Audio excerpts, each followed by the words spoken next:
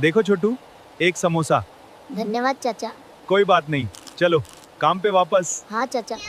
शाबाश मेरे बच्चे, जाओ सबको खाना दो। डर नहीं लगता? इतने सारे समोसे। ये सब मेरी जिम्मेदारी है। नहीं नहीं, देखो तुम अकेले नहीं हो। समोसा बहुत स्वादिष्ट है। ये बहुत प्यारा बच्चा है।